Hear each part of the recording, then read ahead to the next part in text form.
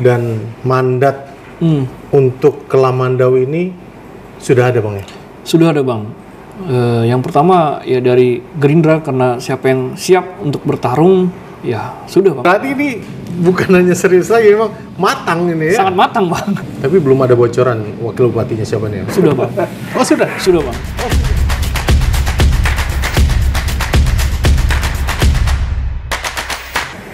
Rizky Aditya Putra atau orang banyak menyebut Rizky Mahodeng. Siap. Gitu Bang ya? Iya betul sekali Bang. Assalamualaikum warahmatullahi wabarakatuh. Apa kabar Bang? Alhamdulillah, waalaikumsalam warahmatullahi wabarakatuh. Baik, sehat, luar biasa Bang. Malam ini bisa hadir di Kalteng Pos dalam podcastnya. Alhamdulillah. Terima kasih juga Bang sudah meluangkan waktu jauh dari daerah Kota Uring Barat, daerah Lamandau, daerah Kemara sana untuk bisa hadir langsung di Kalteng Pos podcast. Siap Bang. Cuman kami ini Bang sebenarnya di redaksi ini sempat memiliki penasaran yang cukup besar saat itu. Jadi pada saat itu kami kan mengeluarkan beberapa kali pada saat mulai perhitungan DPR RI. Muncul nama Rizky Aditya Putra sebagai kandidat kuat saat pemegang satu kursi Gerindra. Oh, Masya Allah.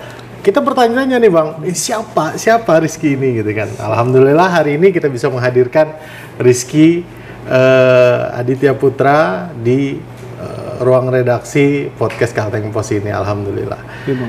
Dan menariknya Bang Rizky ini ternyata sangat dekat dengan Lamandau Bang ya? Sangat dekat sekali Bang. Tanah kelahiran ternyata. Tanah kelahiran, tanah perjuangan Bang. Dari leluhur.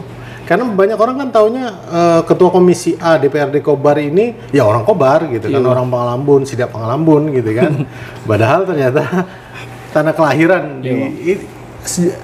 gimana bisa cerita sedikit keluarga di sana Bang? Jadi kalau dari historikal kan kita ini kan dari keturunannya Jenjeng. Dato Jenjeng. Jenjeng ini kan sahabatnya Celik Riut dan berproses loh Bang ketika pejuang, terus juga pedagang. Yang menyelamatkan Pak Celik Riut kan? Pak Celik Riut dan MN 1001 kan dulu ketuanya itu kan Gusti Dumai Anas almarhum. Nah, habis itu kan ada tata usaha kalau karena di catatan beliau itu kan. Akhirnya beliau itu yang menyambut. Jadi kalau misalnya dikutipan bukunya Celik Riut itu kan ada di buku. Ada di halaman berapa itu kan sangat banyak bantuan dari yang pertama itu kan Jenjeng Haji Bahru, dan beliau ditangkap, dibawa ke Banjarmasin dan dibebaskan ketika konferensi Asia Afrika. Mungkin kalau nggak ada konferensi kita nggak tahu nasibnya bagaimana. Itu Datu ya, kakeknya Datu, ayah ya? Kakeknya ayah Bang. Mungkin darah pejuang itu loh Bang. Dan saya sangat meyakini itu gennya dari situlah kita jadi pemimpin. Dan sampai turun terjun ke politik nih akhirnya ke politik gitu ya? Bang, karena satu-satunya di keluarga kan ini politik gitu. Saya punya paman aja dulu di Partai Demokrat, Pak Muspiran, cuman selesai di 2019 kemarin, habis itu baru saya ngelanjutin ya sampai sekarang Bang. Belum ada lagi adik-adik saya yang mau terjun ke politik ya. Sekarang mengajarilah bagaimana banyak adik-adik saya, adik-adik ideologi saya, adik-adik yang saya bina supaya bisa masuk lewat Tunas Indonesia Raya, TIDAR, dan banyak sekali sekarang politisi yang bisa duduk pas 2024 sekarang. Kan sudah enak jadi pengusaha. Bang. Pengusaha muda, berprestasi. Banyak hal lah. Orang kan salah satu impiannya kan istilahnya bebas finansial, bebas waktu gitu kan. Kenapa harus terjun ke politik lagi Bang? Saya sih ngeliat umur sih Bang. Saya pengennya kalaupun harus freedom ya di 40-an lah. Sekarang 33 ya? 33 Bang. 5 Mei nanti baru 34. Iya Bang. Saya tuh mengalami kepuasan tuh ketika saya melihat kemanfaatan Bang. Misalnya saja nih, kita punya yayasan Bang. Yayasan kita kan udah 11 tahun. Nah di yayasan itu kan sekolahnya gratis Bang. Nah puncak kepuasan kita tuh kan ketika ngelihat waktu wisuda itu Bang. Anak-anak kecil itu bisa ngapal surah-surah pendek. Itu puncak kepuasan Bang. Jadi habis itu kan saya melihat ketika pas 2018 saya didorong sama orang dari Kota Waringin, saudara-saudara di sana. Cobalah maju, ternyata di luar dugaan suara juga meledak di 2300 kan. Iya. Suara kedua terbesar setelah ketua DPR gitu. Jadi saya berkeyakinan, kok banyak sekali dikasih harapan buat ke depan gitu. Jadi akhirnya 2024 kemarin kita mencoba di DPR RI dan sama-sama kita ketahui suara saya 25.000. Betul, luar biasa. Dan bisa dikatakan belum berhasil karena tidak ada politisi Kalteng yang selalu berhasil Bang, kecuali Teras Narang. Betul. Tapi untuk level di daerah Kota Waringin, Dapil 2 itu suara luar biasa ya? Saat 2019 iya Bang, kalau sekarang kan sudah ada si Pak Toha kan? Enggak, maksud saya di DPR RI kemarin. DPR Artinya RI, iya, Bang. cukup bersaing kan dengan nama-nama kondang di sana, Bang Agus Tiar, Bang Ujang. Kalau di Dapil 3 Kalteng kan Bang, hanya ya khususnya di Kota Barat ya Bang. Yeah. Yang pertama kan Bang Mutarudin yang duduk 30.000 Bang, incumbent kan. Yeah. Kedua Pak Ujang Iskandar 14.000. Ketiga Pak Agus Ini suara DAS 2 ya, Dapil 2 ya? Atau suara Pekalambur? Kobar, total. Kobar.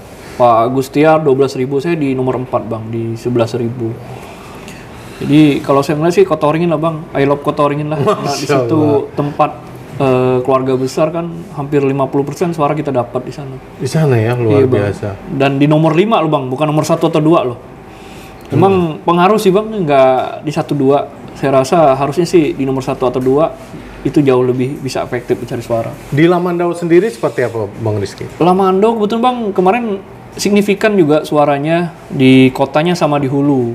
Artinya kepercayaan masyarakat baik yang berada di kota ataupun di hulu itu alhamdulillah Iya Bang. cukup signifikan. Yang pasti kemarin Bang fokusnya terpecah kan karena saya ketua TKD juga ya di Kobar kan 69%. Banyak tanggung jawabnya. Iya, terus saya punya ketua DPC Gerindra kan. Iya. Di Gerindra kita naik suara kita dari 18.000 naik ke 24.000. Luar Kursi biasa. juga dari 5 ke 6 sama kayak Golkar.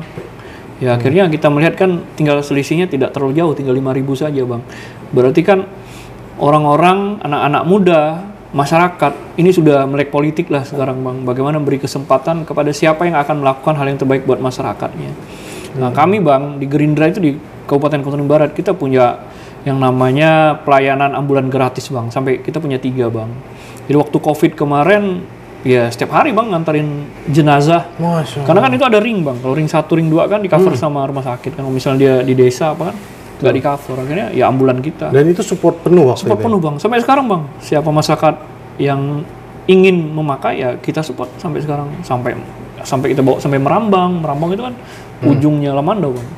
Jadi ini sedari awal Bang Rizky terjun ke dunia politik ini berarti DNA-nya memang betul-betul DNA kebermanfaatan ya? Iya, lebih ke situ Bang, kebermanfaatan. Dan saya tapi memilih lebih ke nasionalis Bang. Jadi karena saya suka terhadap tokoh-tokoh nasionalis Soekarno, itu saya belajar sekali bagaimana dia membentuk partai, dia belajar kepada Cokro Aminoto. Saya sampai baca bukunya Cokro Aminoto tentang sosialisme Islam. Betul. Terus saya melihat ternyata membentuk sebuah kemanfaatan yang luar biasa ya harus meniru gerak-gerakan seperti itu, sehingga itu yang saya lebih suka sekarang Bang. Bagaimana di usaha saya itu menggerakkan supir-supir truk yang balen yang naik bawa angkutan pulangnya kosong, akhirnya ya terjadilah sebuah sistem yang baik, jadi usaha yang baik itu terkonektivitas semua jalur. Karena kan masyarakat tuh kadang-kadang gini Bang Rizky, kawan-kawan di anggota dewan itu seolah-olah terframing ini lebih banyak memikirkan kepentingan pribadinya gitu loh, Iya Bang. daripada kebermanfaatan untuk orang banyak. Ya sesuai dengan pesan Pak Prabowo Bang, kita ini kan harus menguatkan masyarakat yang lemah, harus kalau nggak bisa menjadi seorang yang bisa menjadi penolong di masyarakat, ya lebih baik mundur saja dari kader Gerindra Bang. Luar biasa ini. Mudah-mudahan ke depan Satu garis lurus. saya Bang terus terang kita ini kan kader Bang, kader muda. Hampir di partai besar itu jarang kader muda yang tanda kutip ya Bang, bukan anak siapa-siapa, bukan DNA, terah siapa gitu. Kita membuat terah baru kan, dikasih kepercayaan menjadi ketua partai Bang gitu. Di Gerindra itu kan ada 7 orang lah yang saya dikasih ketua partai kan di umur 31 Bang. Di saat itu tantangannya ya luar biasa, banyak Di orang. Indonesia tuh ya? Iya, waktu itu nomor 4 Bang, termuda. Termuda? Iya Bang, kalau di Kalteng mungkin nomor 1 Bang, waktu di 2 tahun 3 tahun yang Selebihnya banyak senior ya? banyak senior Bang, pasti di atas 40 sampai 50 kan. Jadi kita melihat bahwa Gerindra ini kan partai yang memberikan ruang yang besar kepada anak muda gitu, nggak cuma slogan, tapi lewat saya partainya Tunas Indonesia Raya, saya digembleng di sana, belajar bagaimana menjadi seorang dari jiwa kepemimpinan yang dasar sampai lanjut, sampai kita paham tentang manifesto perjuangan, sampai kita paham tentang kondisi politik di Indonesia dan kondisi politik dunia. Itu yang selalu kita pelajari. Apalagi saya sekarang belajar di ilmu ketahanan. Iya. Ya. S3 ya Bang? Iya, dokter saya di ilmu ketahanan. Jadi saya memahami ketahanan ya dunia, juga ketahanan Kalteng gitu. Kalteng ini kan bisa kita lihat kan ketahanannya juga secara pangan juga alhamdulillah sekarang kalau di timur sih aman Bang, kalau di barat Bang. Gitu. 20% aja kita bisa tahan Bang. Iya. Semuanya 80% kita ambil dari Jawa Bang. Kita lihat ketahanan energi kita Bang. Realita nih ya. Realita nih Bang, itu bicara realita ketahanan energi. Kemarin hilang satu tiang PLN berapa hari Bang? Baru hidup. 4 hari loh Bang. Jadi kalau misalnya terjadi perang, jauhkan bala ya. Misalnya ada peluru yang nyasar, Hamas keras roket kena tower. Gimana Bang? Kita nggak ada loh Bang punya teknologi yang bisa ngelacak di mana jatuhnya towernya Bang. Betul. Terus kalau misal harus satu, secara manual iya Bang. ya. Makanya saya selalu bicara 2 roket saja sudah bisa membuat satu kota kita nggak bisa hidup Bang. Itu yang saya baca dari sebuah teori resilience kita, ketahanan. Jadi setelah di S1 ekonomi ya? Iya Bang, ekonomi, manajemen. Kemudian manajemen. Iya. Sekarang ke ketahanan gitu. Iya Bang, ketahanan. Kita belajar Bang. Jadi banyak sekali kan ketahanan politik aja Bang. Kita ngeliat ada 2 peraturan menteri yang bisa membuat Kalteng goyang loh Bang. Pertama peraturan menteri nomor 20 nih tolong ini ya Bang ya, dikoreksi kalau salah ya. Oke. Iya. Yang jelas di situ kan sudah dijelaskan Bang, kita nggak boleh ekspor CPO. Betul. Akhirnya yang terdampak apa Bang? Harga ini kita. Harga buah. Tandan sawitnya. Tandan sawit di bawah 1.000 loh Bang. Anjlok loh Bang. Akhirnya kan ekonomi Kalteng saat itu saya merasakan sekali Bang. Kita punya rumah makan juga goyang. Habis itu kita usaha yang lain di kota lesu, semua merasakan dampaknya. Betul. Selain COVID dan juga dampak ekonomi gitu kan. Akhirnya kita melihat ternyata peraturan menteri itu bisa merubah kondisi sebuah daerah gitu. Nah ini yang terbaru lagi Bang. Ini berdampak juga kepada Lamandau tentang peraturan menteri yang untuk ekspor nih, yang Menteri Perdagangan kan. Ada kode ekspor itu yang tidak boleh nikel dan turunannya. Ya, betul. Ternyata berdampak pada KPC. Hari ini apa yang terjadi kepada PT KVC? KVC penyumbang pajak terbesar juga di sana. Nggak bisa operasi akhirnya. Stuck jadinya. Stuck Bang. Banyak melakukan pemutusan kontrak kerja. Dan padahal banyak putra daerah juga. Banyak putra daerah di sana. Jadi kita melihat ternyata yang merusak ekonomi Kalteng juga salah satunya adalah peraturan menteri Bang. Yang seharusnya menjadi evaluasi bersama. Begitu. Iya. Gitu ya. Ya makanya ini juga catatan juga buat seluruh stakeholder yang ada di atas supaya ketika menaruh kader terbaiknya ya harus kader yang sesuai dengan ilmunya. Gitu. Oke, sebelum kita berbicara masuk ke Lamandau nih Bang. Iya Bang. Banyak pendengar kita yang menyaksikan podcast kita ini tentu pengen tahu nih Bang, kebermanfaatan Abang di dunia usaha seperti apa Bang? Yang pasti kalau sekarang kan saya ini Bang supplier biomass Bang. Jadi biomass ini kan salah satunya adalah ekspor ke Jepang. Ya. Dan di lokal juga. Yang pertama sih buat lokalnya Bang. Kita bicara tentang supply chain. Supply chain ini dari hulu ke hilirnya. Kalau dari hulu kan petani sawitnya. Kalau ada di garis tengahnya kan ada limbah padatnya cangkang sawit. Ini yang akan kita move ke pelabuhan. Ataupun ke tempat tujuan gitu. Nah, yang dirasakan ada masyarakat adalah ini lengkap nih ya, dari hulu ke hilir, transport apa semua lengkap ya? Iya Bang, hulu ke hilir. Kalau misal dari hulu ke hilir, berarti di hilir ini kan kita pasti akan menggunakan transportasi Bang. Nah, transportasi inilah yang banyak memakan tracking Bang. Kalau misal 1.000 ton ya kita harus punya 112. Nah, sampai ke hilir ini kan misal ke pelabuhan Bang. Di pelabuhan kan ada kontainer nih Bang. Misalnya kita punya pelabuhan kan Sampit, Pangkalan Bun. Nah, itu kan pakai buruh Bang. Buruhnya kan satu grup buruh aja ada yang 4, ada yang 5. Betul. Jadi manfaatnya ada hulu hilir Bang. Sampai ke tujuan port, misalnya Port Perak ataupun Port Tanjung Mas. Dan bahkan kita kemarin sampai kirim ke Polandia. Oh langsung deh? Iya langsung direct Bang. Ada sekitar 40 kontaineran sampai langsung ke Polandia. Sekarang Indonesia ekspor 1 bulan itu kan 40.000 ton cangkang kelapa sawit. Kan salah satunya dari Kalteng mungkin nyumbang sekitar hampir 3-5% Bang. Ada berapa? 3 sampai 4 perusahaan lah. Dan itu serapan terhadap pekerja lokalnya sangat tinggi ya? Sangat tinggi Bang. Dan kita menginginkan itu terus menerus lah. Sebenarnya kan energi dunia ini kan terbagi banyak hal gitu. Salah satu energi terbarukan biomass. Kebetulan tahun 2019, tahun 2022 kita ikut acara di Jepang Bang, masalah energi. Jadi kita melihat bahwa energi ini kan selalu berubah. Jepang aja pakai cangkang kelapa sawit loh Bang. Sudah main di sana Ada ya? 8 power plant yang pakai cangkang kelapa sawit. Cuman mereka kan sekarang kasih strip. High cost nggak itu? Kalau untuk awal sebenarnya? Sangat Bang. Makanya itu Karena jadi pertimbangan Indonesia belum main ke situ berarti ya? Kalau kayak Indofood sudah Bang, ada beberapa perusahaan yang ngambil juga udah pakai biomass semua. Udah gitu ya. Iya. Artinya kebermanfaatan ini sudah mulai dari Rizky berusaha nih ya. Berusaha saya usaha dari umur 18 Bang. Dari seorang desainer Bang. Jadi suka ngedesain kalau misalnya. Itu udah kuliah, udah masih kuliah Bang, semester. Kan 2-3 lah ya. Semester 3. Bikin desain. Akhirnya masih ada sih Bang, rekaman dulu kita diwawancara sama Jawa Pos. Jawa Pos TV. JTV-nya Bang. Yeah. Oh iya, TPRI gitu kan. Akhirnya ya saya melihat ya memang naluri saya kan dulu naluri ingin berinovasi Bang. Akhirnya beli bahan, kita mixing, terus jok-jok bekas jok mobil, kita mixing jadi tas, terus kasih brand. Nah, jualan masih kuliah, kita jualan di Kediri, jualan di Blitar, jualan di Jember, jualan di Malang, terus ada kirim konsinyasi di Banjarmasin juga. Sampai akhirnya balik saya masuk kuliah 2007, 3 tahun 4 bulan, selesai di Desember 2010.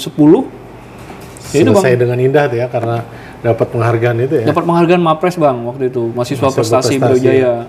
Otomatis langsung nggak dikasih skripsi, jadi konversi. Waktu itu saya ingat cuman 20 halaman deh Bang. Kita cerita masalah usaha aja. Karena ini praktisi kan, bukan sebatas lebih ke teori lagi kan. Pas pulang jadi relawan Bang, ngajar di SMK 1 Kotoring Lama, ngajar wirausaha. Waktu itu saya masih ingat. Tempat kakek dulu gitu ya. Iya, tempat orang tua di sana juga. Jadi teori tentang bibit Bang. Jadi bibit sawit ya.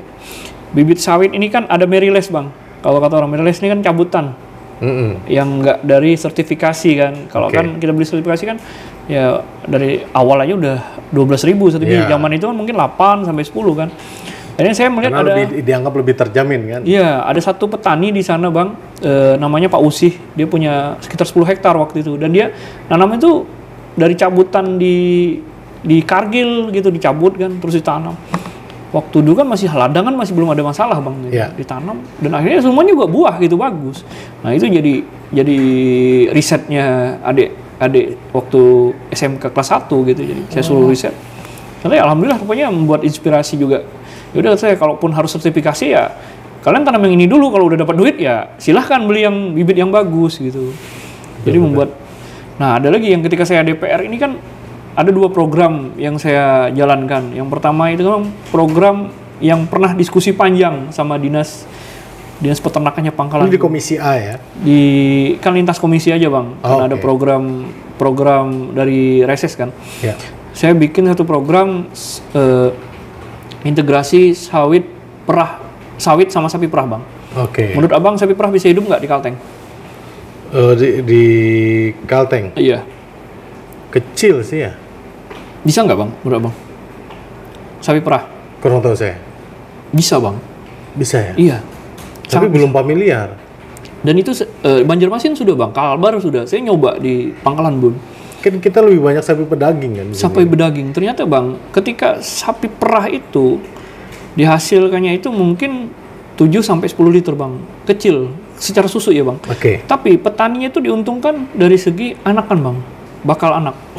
Nah, ketika kita suntik anakan sapi yang dari simental ataupun limosin, itu keluarnya simental tetap, limosin tetap. Jadi kan simental ini kan kalau kita pelihara di Kalteng kan 2 tahun lebih sampai 3 tahun udah 30 juta up Bang. Betul. Jadi saya melihat pertumbuhan ekonomi secara swadaya itu ketika programnya betul-betul dijalankan dengan baik, itu pasti bakal bisa membuat hasil yang baik. Sapi perah tadi itu pancingan gitu ya? Pancingan Bang. Lebih ke hasil outputnya tadi ya? Dan ini sudah jalan? Sudah jalan integrasi Bang. Integrasi sawit dengan sapi perah? Desa Sukajaya. sudah melahirkan 2 kemarin dalam 1 tahun kan. Nah, terus ada program lagi namanya program kami Perahu Alkon buat nelayan-nelayan sungai kan. Nelayan sungai hampir tidak terjamah bang. Sedikit sekali program buat nelayan sungai. Padahal hampir bisa dibilang kan Kalteng ini kan penduduknya rata-rata di sungai bang. Coba lihat bantuan ke nelayan sungai, sedikit kan bang. Betul. Kita dikasih perahu lewat pemerintah kan, lewat program kita dengan mesin yang bagus.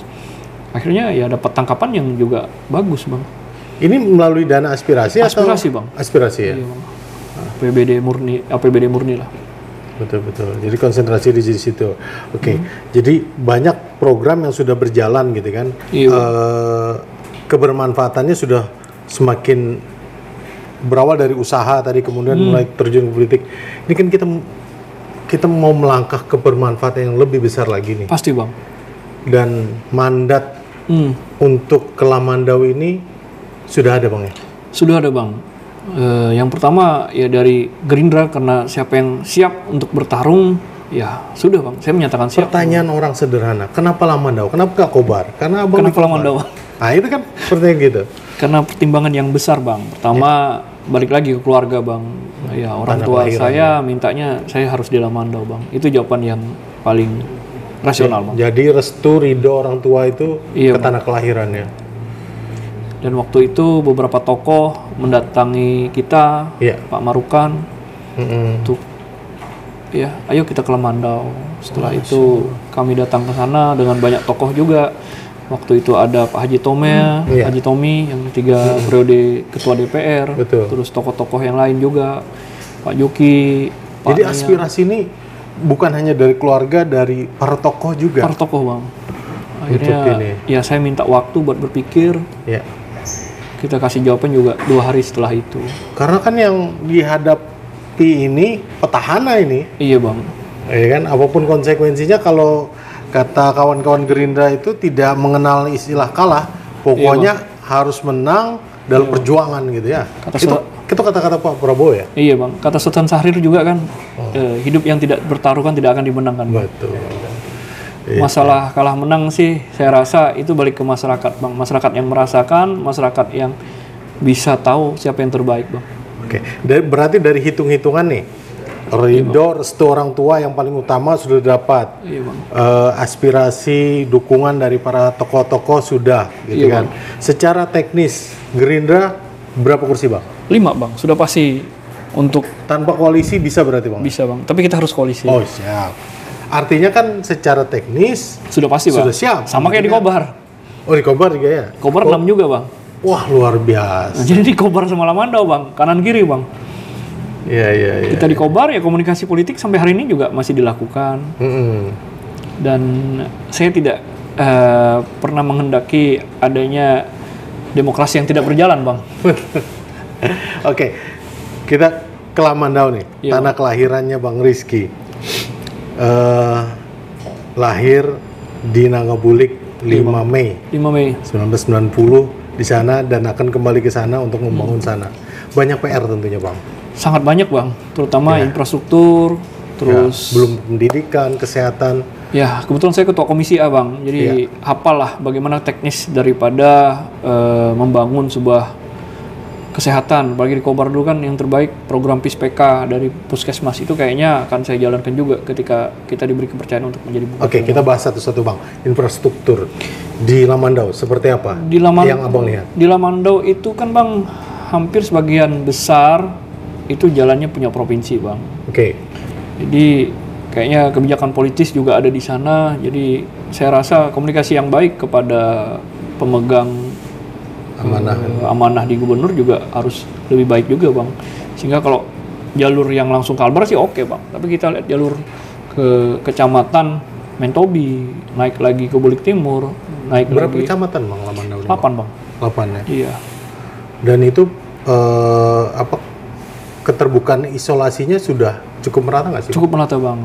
Yang paling banyak ada beberapa desa kayak Jemuat, terus itu harus lewat sungai, ada beberapa lah yang di ujung. Berarti masih ada yang belum terbuka bang. Isolasi secara terus masalah PLN juga masih banyak desa yang belum teraliri listrik. Nah, apalagi sinyal, ini masalah semuanya yang saya melihat adalah komunikasi bersama lintas sektor, Bang. Dan ada sejumlah visi dan misi yang sudah disiapkan untuk infrastruktur ini gitu. Pastinya, Bang. Ini kita pasti berbuat terbaik buat masyarakat kita, kemanfaatannya lebih luas lah buat masyarakat Lamandau. Oke, untuk SDM kan menjadi salah satu priority nih. Iya, Bang. Dan tadi kita banyak mendengar nih dari Bang Rizky cukup concern tentang pendidikan baik secara pribadi ataupun bahkan sekolah gratis dan sebagainya. Lamandau seperti apa, Bang? Kita melihat orang-orang di Lamandau sebenarnya SDM-nya bagus juga, Bang. Yang pasti ke depan kita bagaimana membenahi, Bang, terutama di anak mudanya. Kalau kita bicara pembangunan, berarti pembangunan ini harus jangka panjang, Bang. Bagaimana yang namanya kita bilang sustainable, betul, keberlanjutannya, Bang. Nah, yang paling penting itu sekarang itu bagaimana anak-anak Lamandau yang kuliah di luar itu harus banyak disupport sama beasiswa. Ya, saya meyakini harus ada putra-putra terbaik di Lamandau juga kuliah di luar, Bang, sehingga transfer knowledge atau transfer pengetahuan kepada orang-orang yang ada di Lamandau itu lebih cepat. Dan saya rasa Lamandau ke depan kalau SDM-nya juga lebih baik, saya melihatnya bakal jauh lebih menjadi kabupaten yang seperti dulu zaman Pak Marukan. Pembangunannya masif sekali, 10 tahun, punya stadion, punya lain-lain, dan kita melihat pertumbuhan ekonomi terbaik dulu, Bang, nomor 1 di Kalimantan Tengah untuk pemekaran. Oke. Artinya selain itu kita melihat pembangunan olahraganya, Bang. Ya, sama-sama kita ketahui, Bang, kemarin waktu Porprov bagaimana atlet-atlet dari Lamandau sampai tidur di ruko, Bang. Jadi kebetulan saya seorang ketua pencak silatnya Kobar, Bang, yang bisa juara umum di Porprov, juara umum di Porprov kan kalah perak 1 aja, Bang. Sampit 7 emas, 3 perak. Kalau Kobar kan 7 emas, 2 perak kan. Iya, betul. Ya, menurut saya itu bukan hasil yang buruk gitu, Bang. Betul. Dan terlalu jomplang, Bang. Kita ngasih bonus buat juara cuma 5 juta di Lamandau. Kita ngasih buat silat aja kemarin juara 1-nya 3 juta, Bang, dari kantong pribadi. Jadi dulu waktu Liga Nusantara, Bang, zaman Pak Marukan, saya masih ingat betul 3 besar Kalteng Lamandau, Bang. Persela Lamandau. Karena saya waktu itu manajernya Persebun loh, Bang. Persebunnya masih bawah gitu. Iya. Ya, mudah-mudahan lah ke depan gimana kita memperbaiki kepemudaannya di sana juga. Program yang lebih, bicara pemuda ini kan harus anak muda, Bang. Bicara keberlanjutan. Apalagi budaya di sana yang sangat kaya gitu. Dan bonus demografi kan terjadi gitu kan. Iya, Bang, pastinya, Bang. Lamandau 50% juga. Iya, Bang, plus minus aja, Bang. Plus minus ya. Iya, kalau dari pemilihnya itu kan 75.000, cuman yang milih 50.000. Ya, plus minusnya sih kayak Dapil 2 di Kotoran Barat, Bang. Kotoran Barat kan yang milihnya kan 30 ribuan sekian dengan demografi yang sama, Bang, dengan suku yang sama. Ya, saya melihatnya satu aliran sungai. Aliran sungai dan satu bahasa. Betul. Bahasa Kutaringin kan. Kalau Kuhlu bahasa Tomun. Terus dari Jawanya juga ada 50% lebih. Hampir 50% plus minus loh, Bang. Dan anak muda ini saat ini menjadi sebuah saya bilang komunitas politik. Iya, tapi punya kans yang luar biasa. Ya, salah satunya yang di depan saya gitu kan. Iya, Bang. Artinya kalau dikasih kepercayaan, Bang, gitu kan, artinya potensi itu bisa berkembang, Pak. Iya, Bang. Kesempatan itu kan, Bang. Kesempatan luar biasa. Dan Rizky sendiri memberi kesempatan untuk kawan-kawan muda. Ya, pasti, Bang. Dan sudah jalan kan? Iya, sangat jalan, Bang. Jadi kalau di Kobar itu kan di Gerindranya, kantor Gerindra langsung. Abang bisa main aja ke sana. Hampir setiap seminggu, hampir 2 kali kita kasih kelas, Bang. Sampai kelas make up, kelas jadi barista. Kebetulan kita punya kopi store juga kan, kopi shop juga. Jadi kita melihat bahwa kebutuhan anak muda ini kan beda, Bang, kebutuhan industrinya. Berarti yang harus paham tentang kebutuhannya juga anak muda sendiri, Bang. Nggak cuman kita ngasih bantuan terus selesai gitu. Bagaimana sustainable dari bantuan dan ilmunya itu, Bang. Dan saya lahir dari wirausaha lomba. Dulu PMW namanya, program mahasiswa wirausaha. Dan saya memahami dinamika yang ada kepada anak muda kan. Tapi dalam berpolitik sendiri tetap perlu sinergitas bersama senior-senior tentunya ya. Pasti, Bang. Saya selalu banyak lintas partai, kita juga tidak ada masalah, Bang. Hampir semuanya juga baik-baik saja. Tidak ada yang saya merasa itu kompetitor. Paling kita berkompetisi kan cuman ketika ada pemilu saja bang, ya, betul. Mau pileg, mau pilkada. Setelah itu kan harus bersahabat lagi bang. Karena tujuan utamanya adalah membangun bang. Kebermanfaatan itu tadi gitu kan. Tujuan seorang pemimpin itu kan harus membuat masyarakatnya sejahtera bang, harus membuat daerahnya maju, harus membuat kebersamaan ini terus terjalin bang. Betul. Dan harus membuat iklim politik yang baik. Seorang bupati sama wakil bupati, bupati sama DPR-nya, bupati sama KUB-nya, stakeholder yang ada di situ lah. Dan kita melihat kan Kalteng ini kan ya Huma Betang bang, sama di Lamandau, semuanya ada di situ. Yeah. Bagaimana seorang yang mengambil sebuah jalan menjadi pandangan nasionalis, itu yang harus kebutuhan ke depan bang. Oke, ada satu belum kita bahas, kesehatan bang. Iya bang. Gimana tuh bang? Kesehatan bang, di Lamandau itu bang hampir sama Dapil 2 juga bang. Jadi saya melihat di Dapil 2 kami itu kan bang ada satu puskesmas di Kampung Raja. Kobar nih ya? Iya, Kobar gitu. Dulu kan Pispeka bang. Pispeka ini kan memberikan pelayanan yang langsung direct kepada masyarakat. Jadi pasien lah ya. Pasien bang. Jadi sampai tahu bang daftar masyarakat yang sakit itu siapa bang. Nah sebenarnya kalau dengan pola jaring seperti itu berarti yang masuk rumah sakit itu nggak orang yang sakit parah bang. Jadi jangan sampai masyarakat ini sampai sakit terlalu parah. Kalau UHC kan, kalau Lamandau sudah UHC. Jadi saya melihat ya untuk penambahan fasilitas yang ada di rumah sakit Lamandau gitu. Jangan cuma gedungnya yang besar tapi fasilitasnya masih kurang. Ke depan ya harus ada banyak hal gitu. Nah, terutama masalah adminduk bang. Administrasi penduduk di Kalteng ini kan bang banyak masalah bang. Ya. Di Kobar aja saya ketua komisi A kemarin saya ngeliat server kita kurang bagus. Masa harus bikin KTP harus ke pusat kota, sementara orang yang di desa. Nah, ini yang costly banget kan. Costly bang. Kan kebijakan Kalteng ini kan, apalagi kebijakan politik ini kan kebijakan pemerintah selalu mengikut kebijakan politik bang. Ya. Daerah yang sedikit populasi pasti jarang dibangun. Nah, itu yang selalu saya sampaikan. Makanya kalau di desa itu nggak ada manusianya, ya saya rasa di desa-desa di Kalteng itu banyak perusahaan. Di situ juga orang nggak punya KTP Kalteng bang. Dan itu yang harusnya bisa kita tarik untuk jadi penduduk Kalteng. Akhirnya bisa terlihat banyak, endau kita juga akan bertambah, dan subsidi terhadap kebutuhan masyarakat hari-hari juga bertambah. Ini kan yang terjadi apa bang? Langka gas bang. Ya. Desa mana yang nggak langka bang? Ya. Mereka punya jatah segini, yang ngambilnya orang perusahaan bang. Betul. Karena mereka berani beli lebih tinggi. Ini yang terjadi di lapangan. Kondisi di lapangan. Iya bang. H1 aja di Mentobi. Malam tadi saya bertemu sama masyarakat, masa gas sampai tembus 40 bang? Dari yang headnya 22. Headnya 28 bang, 22 sampai 28 kan itu udah paling mahal kan. Ini kan di Palangka lagi banyak ditindak nih bang. Nah, harusnya sampai 40 bang. Iya sampai 40 bang di pedalaman. Dan ini kan ada PR bersama gitu bang. Jadi bagaimana nanti bersinergi dan merangkul semua stakeholder ini untuk membangun Lamandau semakin lebih baik gitu. Iya, semakin lebih baik bang. Melanjutkan apa yang dinawacitakan pendiri-pendirinya bang. Dulu kan Lamandau ini kan bagian dari Kobar bang. Iya. Dan salah satunya adalah yang permasalahan utama itu adalah konflik agraria bang. Tata batas dan ada tanah LU di atasnya HGU. Dan ini kan terjadi juga di Kobar bang. Memang harus banyak stakeholder yang harus didudukkan bersama untuk. Sejatinya itu bisa diurai dengan baik ya bang, dengan sinergitas dari semua stakeholder ini. Kalau ingin diurus bang, semuanya punya kepentingan di sana. Berarti kalau Bang Rizky dapat amanah ini PR besar nanti ya? Iya bang, saya selalu sampaikan bagaimana kita menjadikan masalah konflik area ini bukan jadi sekedar komoditas, tapi ya kita harus paham tentang bagaimana permasalahan hukum yang ada di sana. Artinya Bang Rizky balik ke Lamandau ini bukan balik sebagai newcomer atau pendatang baru, tapi sebagai... Saya ke Lamandau tahun 2012 udah usaha di sana bang. Sampai hari ini pun. Ya artinya bukan orang lain kan? Bukan orang lain bang. Saya punya saudara banyak di sana bang. Putra daerah maksud saya. Iya pasti. Saya mau menegaskan itu bahwa Rizky Aditya Putra ini putra daerah Lamandau. Kalau kita bicara gitu. Putra daerah kan bang, di Lamandau itu kan Dayak Tomun Melayu bang. Ya. Kalau asli sana, ya, saya mewakili dua itu bang gitu. Iya.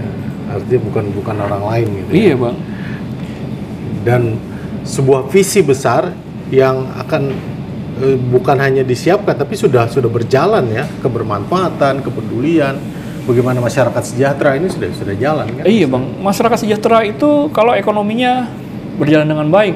Ekonomi berjalan baik, kita harus menciptakan infrastruktur yang baik, terus kepastian hidup gitu.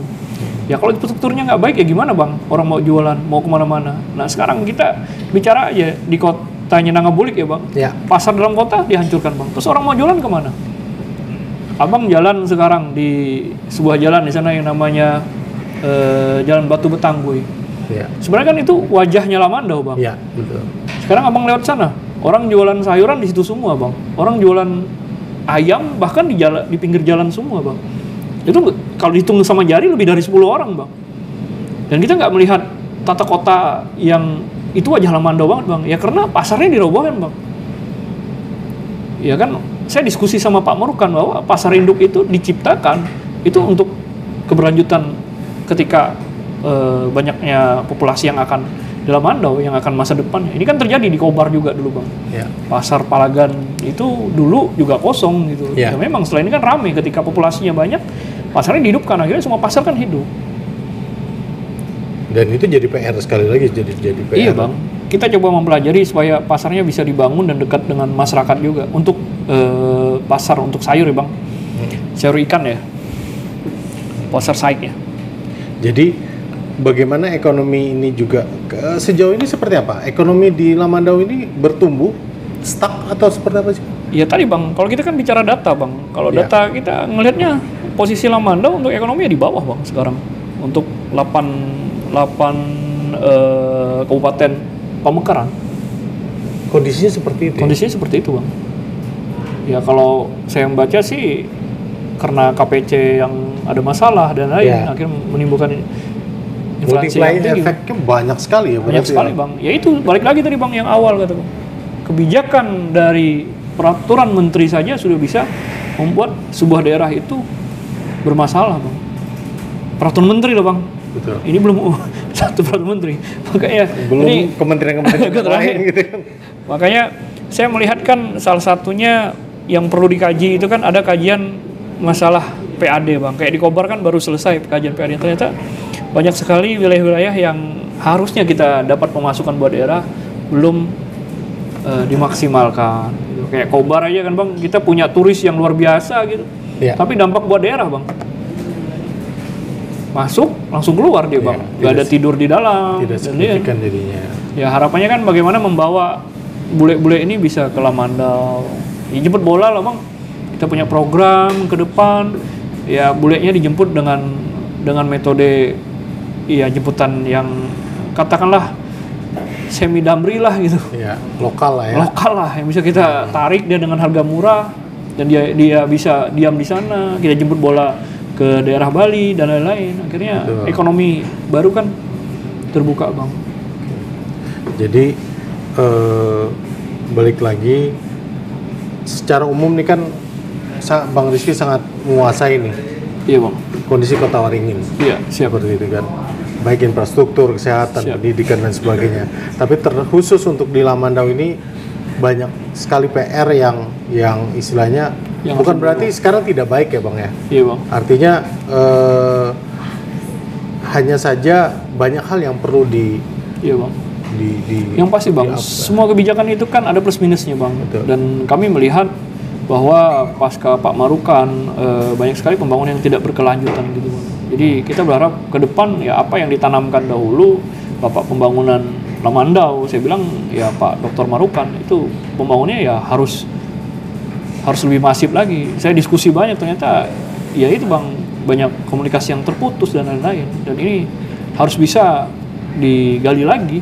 Ya, artinya jangan sampai malah mundur gitu ya. Iya bang. Harus malah satu step lebih maju lagi ke depan. Kita berharap ke depan ya Lamandau dibangun dengan kebersamaan dengan semua stakeholder sehingga ini berdampak buat masyarakatnya yang lebih baik lagi ke depan. Dan Bang Rizky siap menggandeng tangan semua? Sangat siap bang, dari wakil bupati saya, DPR, dan semua SKPD yang ada di Lamandau. Tapi belum ada bocoran wakil bupatinya siapa nih? Sudah bang. Oh sudah? Sudah bang. Oh sudah? Iya. Boleh disampaikan? Belum? Saya pastikan kalau untuk saat ini bang, Ketua P3 sana bang, anggota DPR 4 periode Pak Abdul Hamid. Masya Allah. Jadi pasangannya kayaknya Rizky dan Hamid bang. Oh. Mudah-mudahan ini bisa. Berarti ini bukan hanya serius lagi, memang matang ini ya. Sangat matang bang.